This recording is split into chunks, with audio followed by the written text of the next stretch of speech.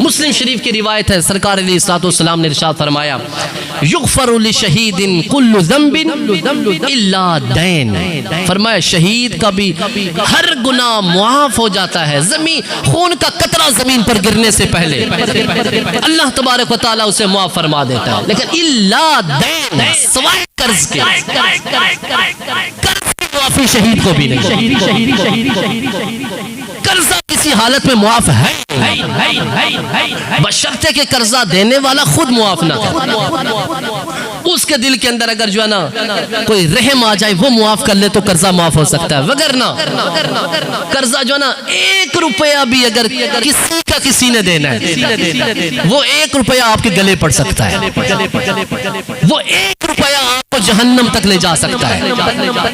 وہ 1 روپیہ آپ کو دنیا کے اندر بھی ذلیل کر سکتا ہے اور آخرت میں بھی ذلت اور رسوائی کا سامنا کرنا پڑ سکتا ہے۔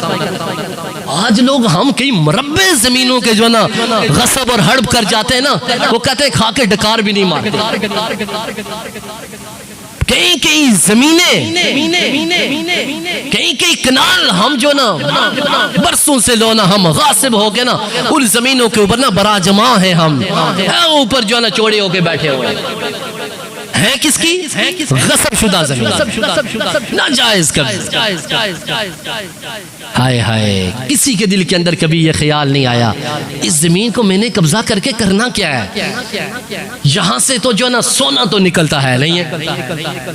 یہ زمین بکتی بھی نہیں ہے، یار میں ویسے ہی اس کے اوپر قبضہ جما کے کس لیے بیٹھا ہوں، کل میری آنکھیں بند ہو جائیں، مجھے پتہ نہیں قبر کے لیے جو نا اپنی جو نا مقبوضہ زمین جس جو میرے قبضے کے اندر ہے، جو اس کا میں مالک ہوں، پتہ نہیں مجھے وہاں پر بھی قبر نصیب ہوتی ہے یا نہیں ہوتی، یہ میں اپنے لیے جو نا خود جہنم کی تیاری کر کے کیوں جا رہا ہوں؟ وہ باپ کی قبضہ کی ہوئی زمین کے اوپر نا اولاد پیچھے جو ہے نا وہ اس کے اوپر جو ہے نا زندگی گزار رہی ہوتی ہے، اور باپ صاحب جو ہے نا وہ قبر کے اندر جو ہے نا ان کے ساتھ جو ہو رہا ہے نا وہ ان کو پتہ ہے۔ اس لیے جو ہے نا یہ ہمارے پیش نظر یہ چیزیں ساری ہونی چاہیے کہ حرام کا جو ہے نا ایک لقمہ بھی نہ کھائیں،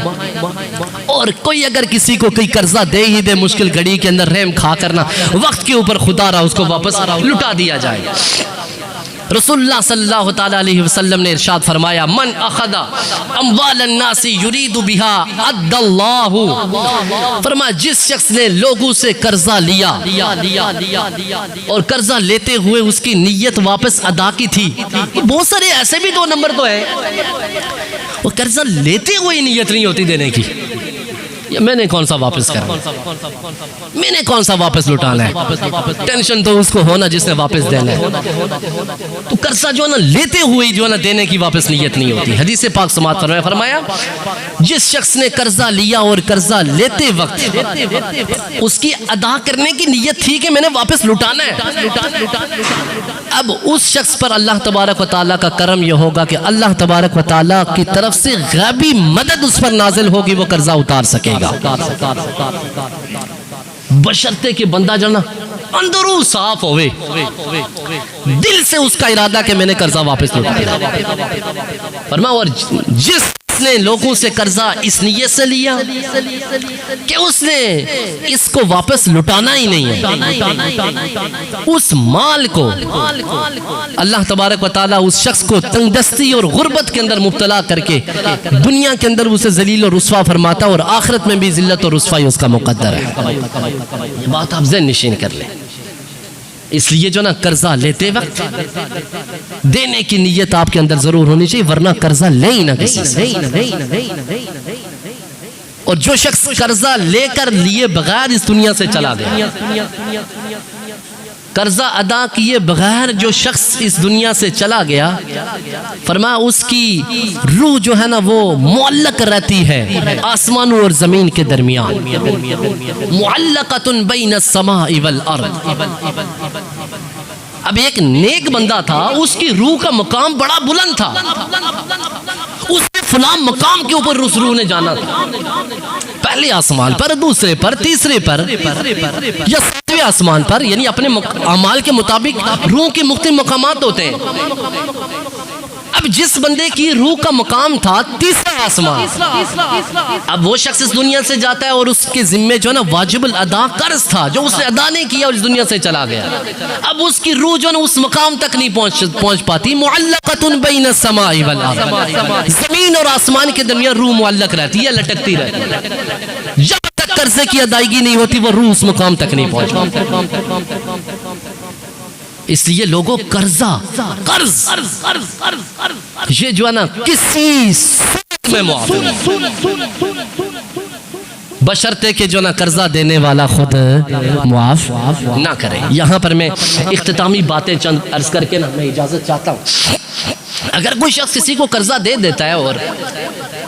قرضے کی مدت اور میعاد پوری ہونے پر جس نے قرضہ لیا تھا وہ لٹا نہیں سکا، یعنی وہ اس کے حالات ٹھیک نہیں ہیں، اور آپ کو پتا ہے کہ یار یہ جو نا ایک نمبر آدمی یہ دو نمبر ہے، ایسا کرتا نہیں ہے. یہ ایک ہے نا پیشہ ور قرضہ جو ہے نا لینے والے جن کا کام ہی ہے نا لوگوں سے لینا ہے نا دینا واپس، ان کی بات نہیں ہو رہی. ان کو تو دینا ہی نہیں چاہیے، ان کو دے کر جو ہے نا اپنی زندگی کا امن خراب کرنا. بات ہو رہی ہے اس کی جو واقعی ضرورت مند ہے، بات ہو رہی ہے اس کی کہ جسے واقعتاً حاجت ہے. وہ اگر جو ہے نا قرضہ لے لیتا ہو، لے لینے پر وقت پورا ہونے پر وہ قرضے کی ادائیگی نہیں کر پاتا. اب اگر وہ آ کر جو ہے نا قرضہ دینے والے سے جو ہے نا ریکویسٹ کرتا ہے یار مجھے تھوڑی سی مہلت دے دے،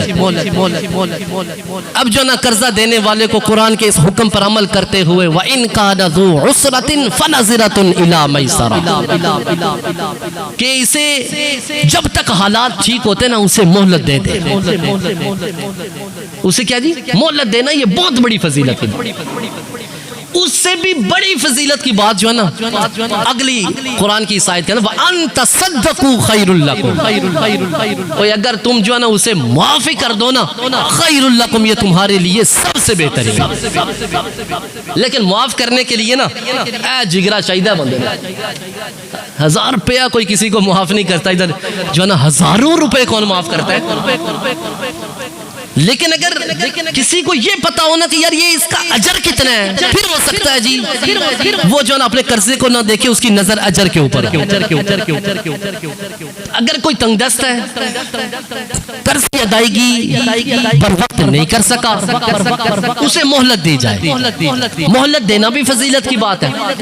اور اگر آپ کو پتا یار نہیں لٹا سکتا، میرے حالات بھی ٹھیک ہے، مجھے کوئی پریشانی نہیں ہے، اللہ تعالیٰ کا دیا ہوا سب کچھ ہے، وَأَن تَصَدَّقُوا خَيْرٌ لَكُمْ، اگر آپ اسے معاف کر دیتے ہیں یہ تمہارے لیے سب سے بہترین ہے. ان کنتم مومنین، اگر تم ایمان والے،